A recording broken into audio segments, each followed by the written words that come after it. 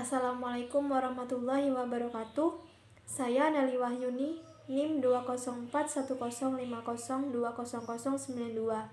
Saya dari Fakultas Ekonomi dan Bisnis Islam, Prodi Ekonomi Syariah 3. Di sini saya akan menanggapi video dari Bapak Abdul Wadud Nafis, LCMEI, yang berjudul Ekonomi Tertutup Tanpa Kebijakan Pemerintah.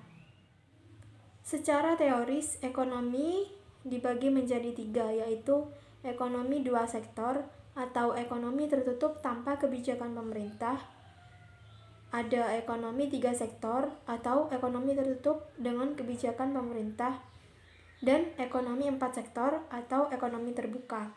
Nah, pada video tanggapan kali ini saya akan membahas secara khusus mengenai ekonomi dua sektor atau ekonomi tertutup tanpa kebijakan pemerintah.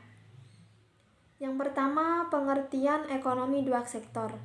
Ekonomi dua sektor merupakan perekonomian yang terdiri atas interaksi dua pelaku ekonomi, yaitu sektor rumah tangga dan perusahaan. Dalam makroekonomi, interaksi ini dipandang sebagai aktivitas ekonomi yang paling sederhana, karena hanya melibatkan sektor perusahaan dan rumah tangga, tanpa adanya campur tangan sektor pemerintah dan luar negeri. Yang kedua, pelaku ekonomi. Pelaku ekonomi merupakan subjek, baik perorangan maupun badan atau organisasi yang melakukan kegiatan ekonomi, seperti produksi, konsumsi, dan distribusi. Seperti yang telah disebutkan sebelumnya, pelaku ekonomi dua sektor ini hanya rumah tangga dan perusahaan. Interaksi pelaku ekonomi dalam ekonomi dua sektor dibedakan menjadi dua corak kegiatan ekonomi. Yang pertama, melihat interaksi pelaku ekonomi dua sektor dalam kondisi perekonomian subsistem. Yang kedua, melihat interaksi pelaku ekonomi dua sektor dalam kondisi perekonomian modern. Dalam kondisi perekonomian subsistem, rumah tangga berperan sebagai konsumen yang terdiri atas individu, keluarga, maupun kelompok. Rumah tangga memutuskan barang dan jasa yang akan dikonsumsi untuk memenuhi kebutuhan sesuai anggaran yang terbatas, sedangkan perusahaan berperan sebagai produsen yang terdiri atas jenis usaha yang bersifat tetap dan beroperasi dalam suatu wilayah yang bertujuan untuk memperoleh laba.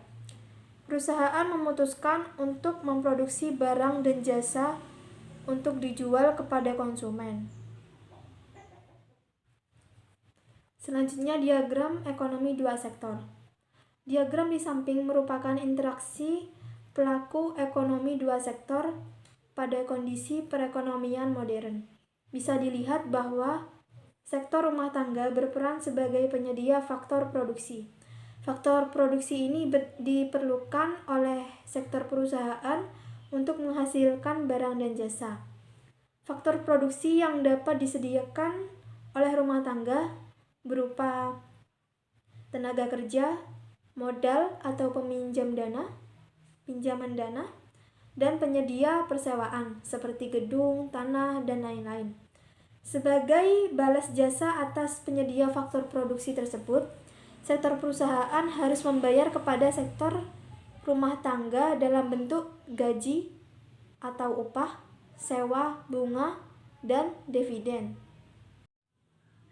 Selanjutnya, aliran pendapat dalam perekonomian dua sektor.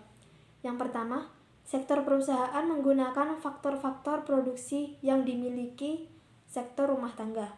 Yang kedua, sebagian besar pendapatan yang diterima oleh sektor rumah tangga akan digunakan untuk konsumsi, membeli barang dan jasa yang dihasilkan oleh sektor perusahaan. Yang ketiga, sisa pendapatan sektor rumah tangga yang tidak digunakan untuk konsumsi akan ditabung dalam institusi-institusi keuangan.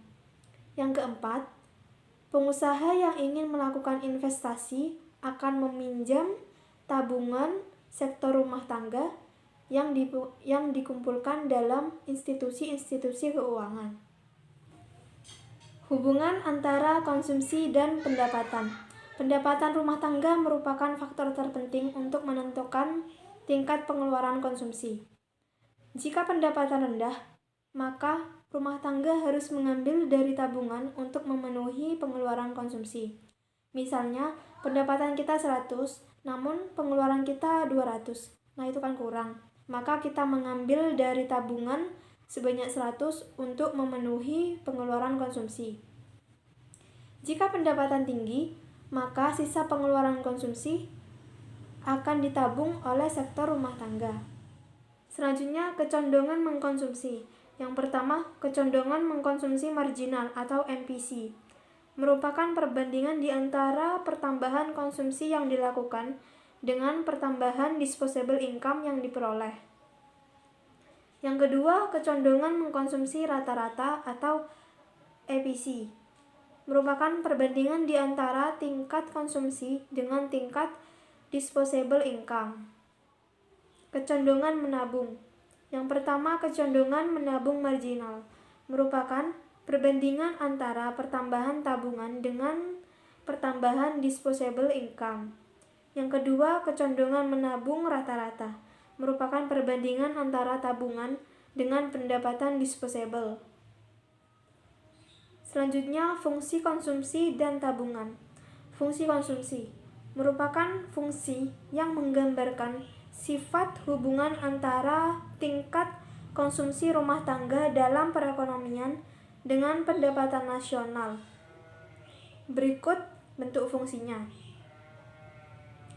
Di mana A merupakan konsumsi rumah tangga saat pendapatan nasional sama dengan 0 dan B merupakan MPC.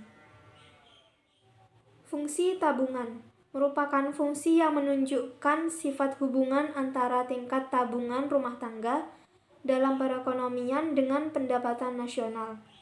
Berikut bentuk fungsinya. Selanjutnya, investasi.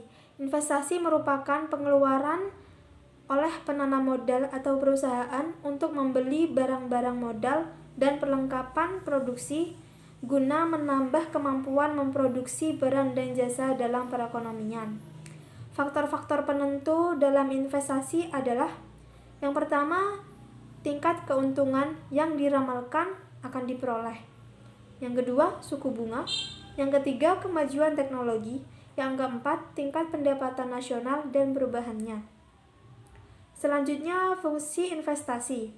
Ada 2, yaitu yang pertama, fungsi investasi otonomi merupakan investasi yang besarnya tetap atau investasi yang tidak terpengaruh dengan besarnya pendapatan. Yang kedua, investasi terpengaruh merupakan investasi yang besarnya dipengaruhi oleh besarnya pendapatan. Semakin tinggi pendapatan, maka semakin tinggi pula investasinya. Demikian video tanggapan yang dapat saya sampaikan. Saya mohon maaf apabila ada kata yang kurang berkenan. Wassalamualaikum warahmatullahi wabarakatuh.